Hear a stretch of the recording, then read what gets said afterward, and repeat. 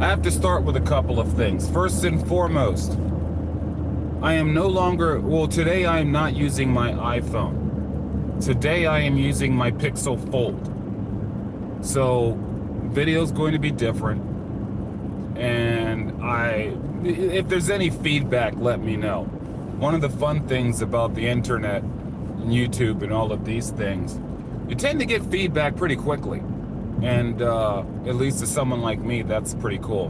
But the Fold does have a better picture.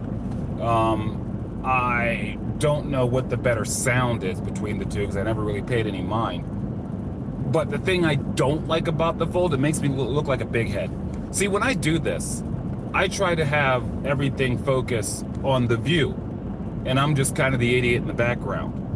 So I avoid using the Fold because I don't want too much of my big old dome in the midst of things. And I know that sounds kind of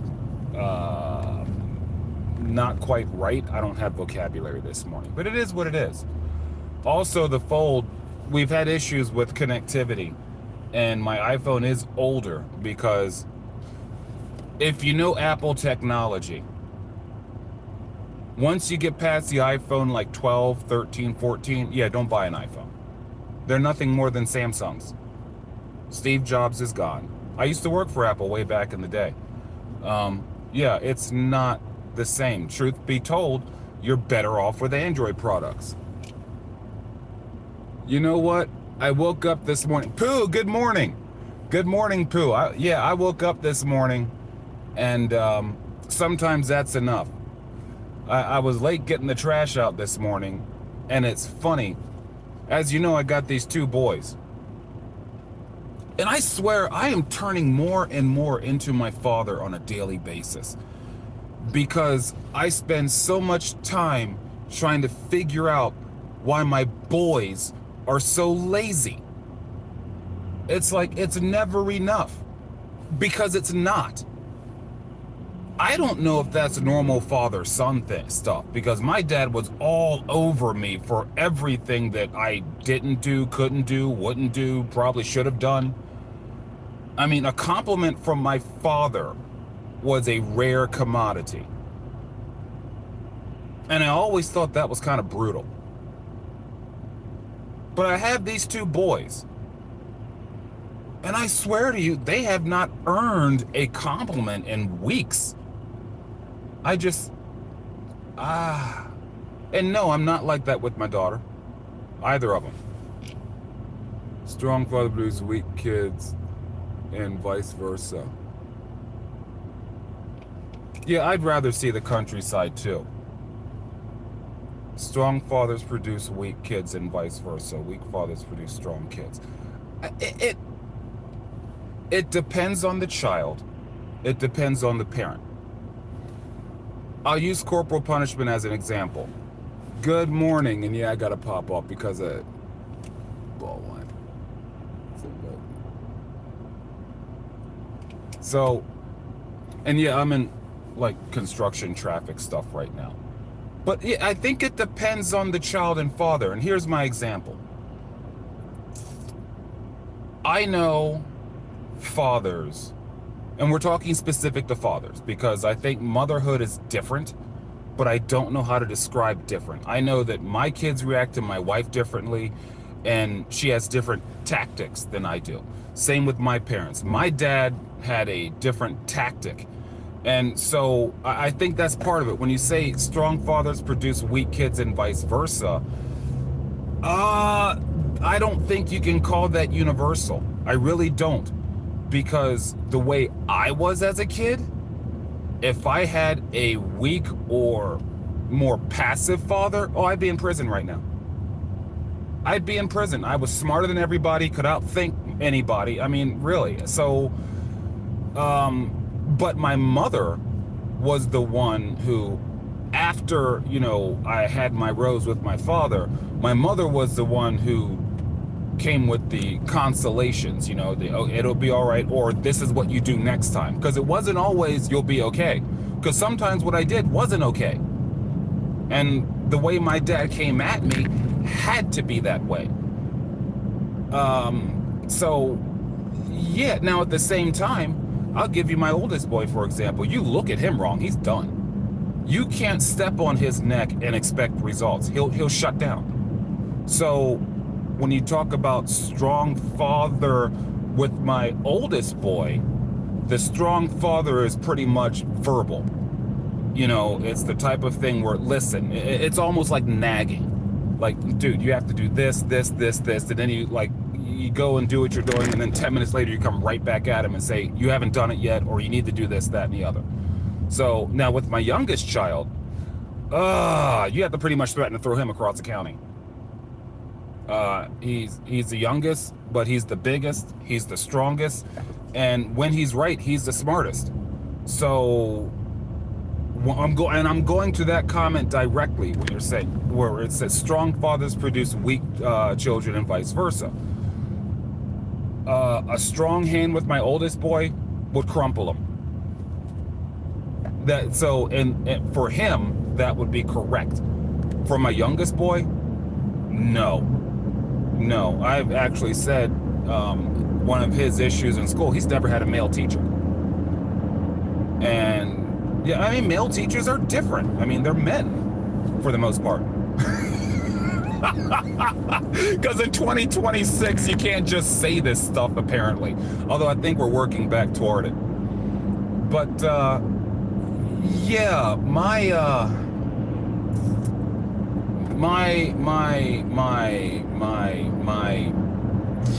they're both different. Now with my daughters, and it's funny because my daughters are similar. My oldest daughter, now I'm not a corporal punisher. I'm not a big fan of that. I mean, yeah, if you have boys, you understand. Every now and then you got to swat them one. But that's just not my thing. I'd rather beat you with the verbiage than beat you with my hand. That's just me. I'm not anti-corporal punishment. Not for me. But with my girls, my oldest daughter, and she's the little one. She's like 5'2". She's fully grown, 5'2". Weighs about as much as your average pencil. And she was one you could talk to. She spoiled me. If you have multiple kids, you probably understand this. My oldest daughter, she was potty trained at 11 months. And is literally like, hey, Jules, this is how you use it. That was it. She was good. Had one accident after we told her how to use the toilet. She had one accident. And the only reason I know about that is because I woke up and she was cleaning her bed sheets. She was like 14, 15 months. And then when I say cleaning, she was like dragging her stuff to the washing machine because she knew that's what needed to happen. She was fully conversational. And when I say conversational, I mean adult conversational. 18 months. Like, she could hold a conversation. High vocabulary. My oldest daughter spoiled me. My second daughter is the exact opposite in a sense to where potty training was a chore. So the way you deal with them, my older daughter, you could talk to her. You could literally go through logistics. And that was strong. So I'm stuck on the word strong because we're in a world where toxic masculinity is a phrase, right? But now we are learning that in some situations, toxic masculinity is a necessity, especially when you're talking about security, especially when you're talking about day-to-day planning. When I say day-to-day planning, I'm talking about, okay, it's 5 o'clock. We have to do this needs to be done. You over there, let's go. That's kind of male 101. And that's behavior that some would consider toxic, in the same way that some would consider toxic that I don't have time for what you feel. We have things to do. That's considered toxic, but sorry, you need that sometimes. So, how did I get to that? Because I was talking about, okay, the definition of strong. So when you say strong is defined differently for all 4 of my kids. For my oldest daughter, strong was, no, we're going to sit right here and have this conversation. That's strong. Don't let her get away from the conversation. For my younger daughter, Strong is, all right, look, I'm going to take you by the hand and guide you step by step, and you are going to pay attention to all of this. For my oldest boy, very much like my oldest daughter, strong is you're going to sit here and you're going to listen and absorb this conversation. We're going to learn some stuff here. For my youngest boy, strong is, do I have to get up? Because if I do, we're going to have problems. So, yeah, on that. And because one of my biggest fears, I started doing this because, like I said, I'm curious as to how many folks would actually tune in, enjoy the conversation. This is a conversation. I think most of us here are adults. I think most of us here have children or some association with children. And so I think it should make sense. You know, I get to a point now, I talk about my father a lot. My father passed in '99. My father never met any of my children. And for my girls especially, that still kind of breaks my heart because my dad was a spoiler of girls. My sisters could about murder half the country. He just put his arm around them and say everything's okay. I write a letter incorrectly in cursive and the world's about to burn down. But my dad, especially for my girls, he would have been great, and that looks good. But lessons learned from others. Okay, I'll have to check that out in a little bit. So there's a stop sign. I'm sure it's going to come up here because I got that turn up there. But it's a good conversation to have. Like I said, I think most of us are in our adult phase, and most of us are at some level of parenting. And I mean, being hard on your kids is a good thing, I think. But how you go about it, I think, is really the crucial thing.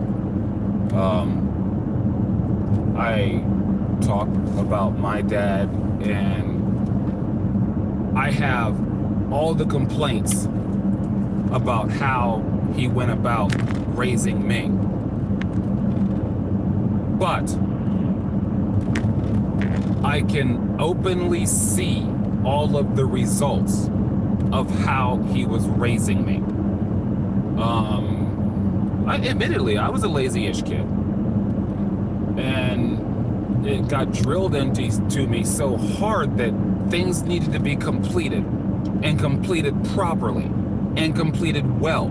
That was my dad 101. And my dad was an offensive guard.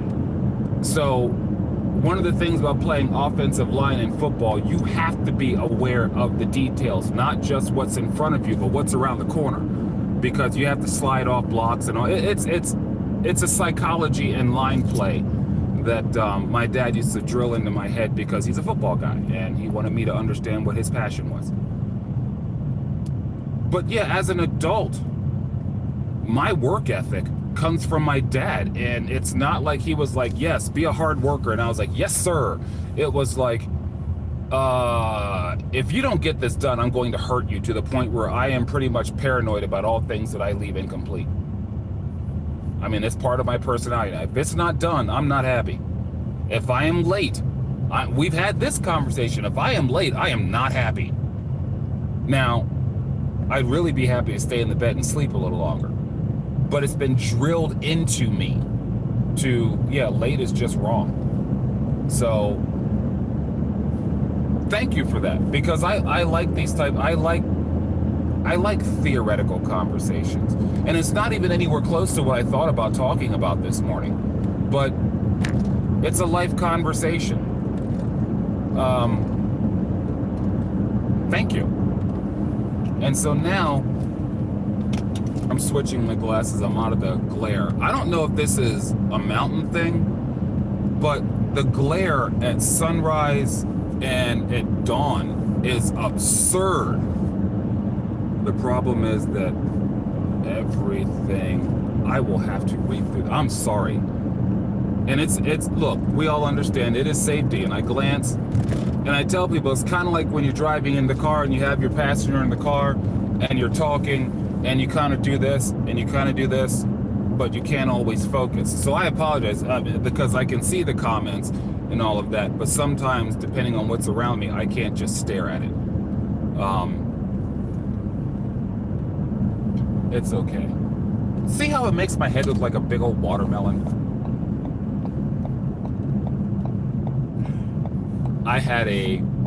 You all know I cue stuff up, and I had a couple of songs in mind already, and one of them, I hope, is going to make people laugh, because I kind of like playing with stereotypes, because if they're done properly, they're really funny. And if I can remember, I have what I think is a good one. So, but yeah, I guess that's what we're talking about this morning is fatherhood, being tough on your kids, how to be tough on your kids, that kind of thing. But real quick, so I was reading articles,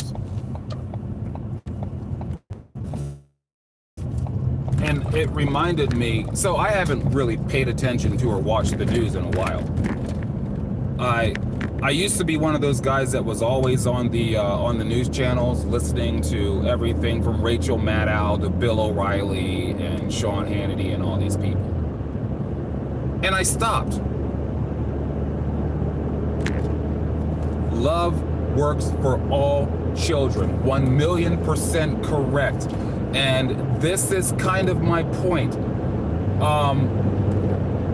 If you love your child, if you love your spouse, your partner, your mate, your parents, whatever, there will be moments where you have to alter how you approach things for the benefit of your spouse, child, or whatever. And I think that's kind of what I'm trying to say. I think that's it. So yeah, I love my children enough to make the adjustment so I can still be tough on them, but in a way that works, as opposed to a way that just breaks them down. Thank you. That was good. So, but yeah, so the article I was reading was about the Super Bowl, and I didn't watch the halftime show. I saw Green Day. You all know I can't stand Green Day. I don't know anything about Bad Bunny. I don't even want to get into the politics of it all. Don't care. But what happens is when you don't watch the news for a while, and then you go back to watching the news, you realize they're still talking about the same stuff like they're trying. I swear to you, I know news is partial entertainment, but I think it's mostly entertainment, because all they want to do is get us upset. Love doesn't work for all kids.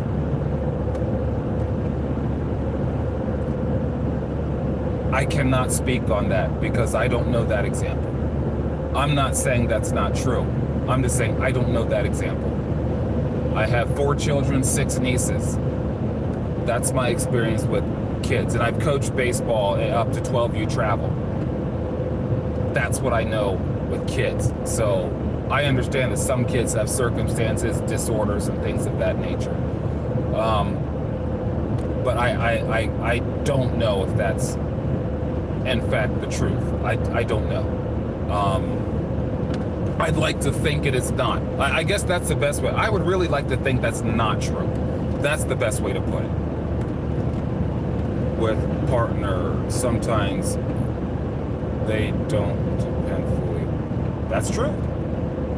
Partners are different. They're adults. They have choices. They can decide to stay. They can decide to leave. They can decide to make their own adjustments. That's true. And love is hard to define. See, to me, love is almost reflective.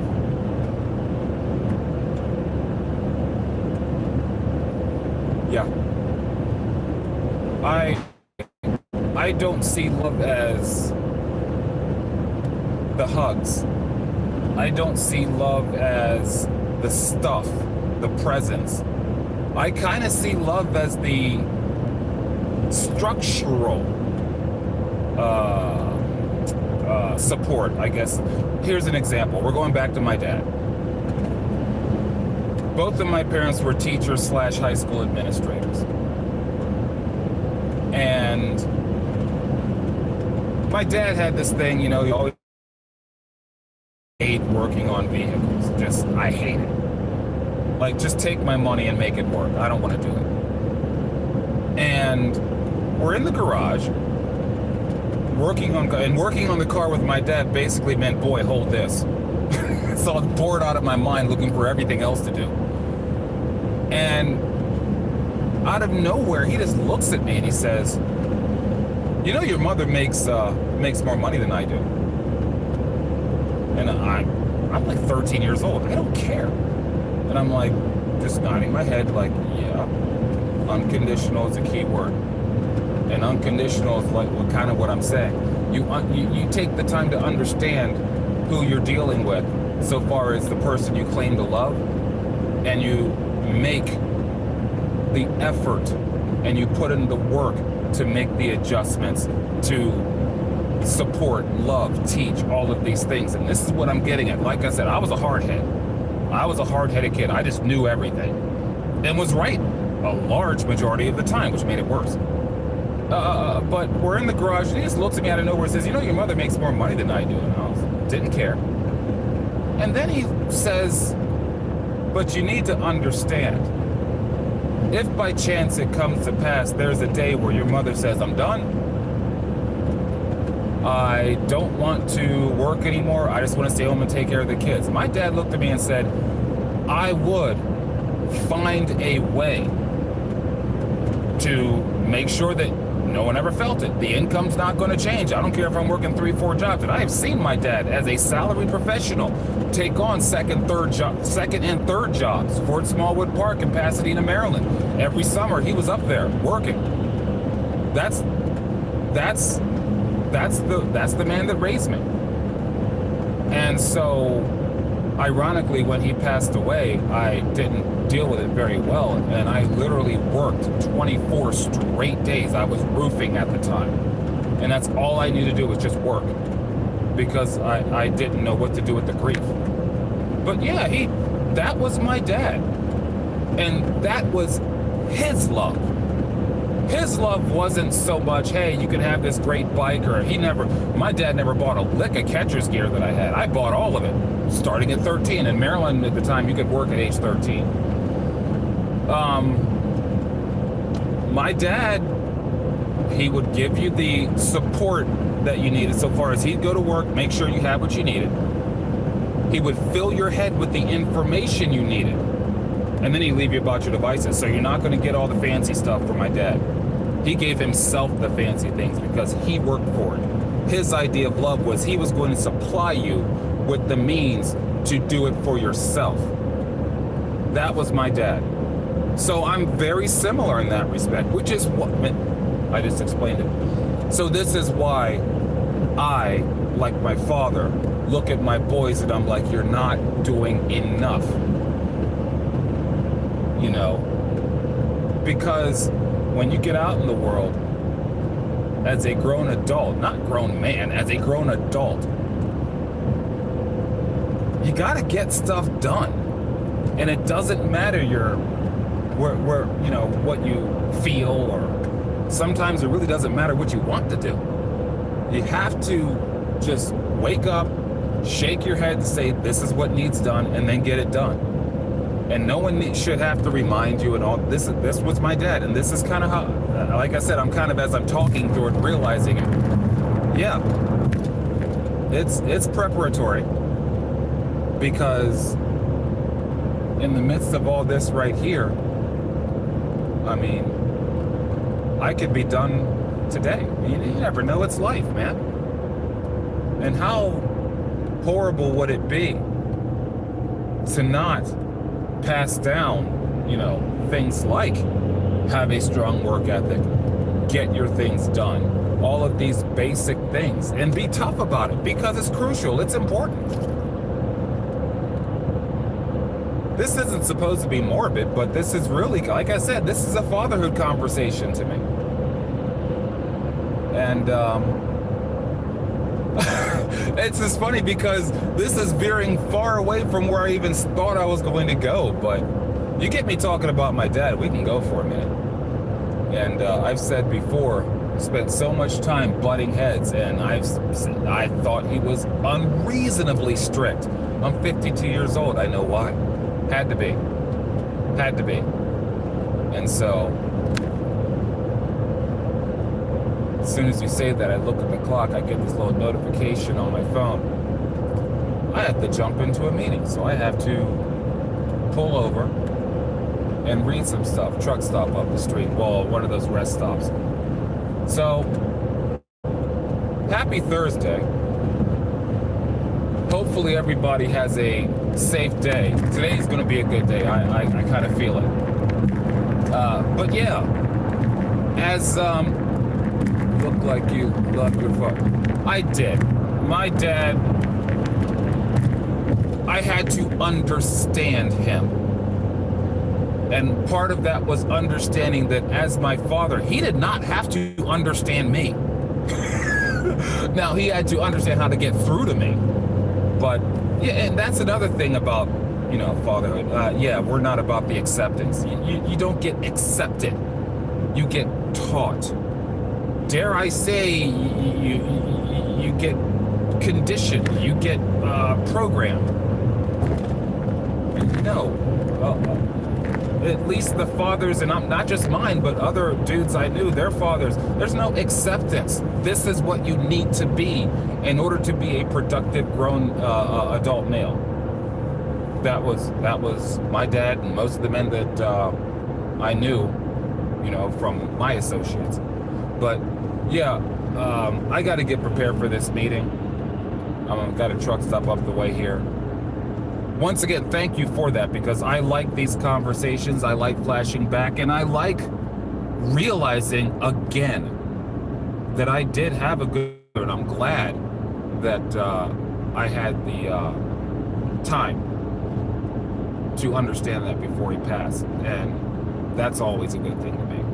So, but yeah, happy Thursday. Everybody be safe, have fun, and you'll see some craziness later on. Enjoy. Creepy finger going across the camera.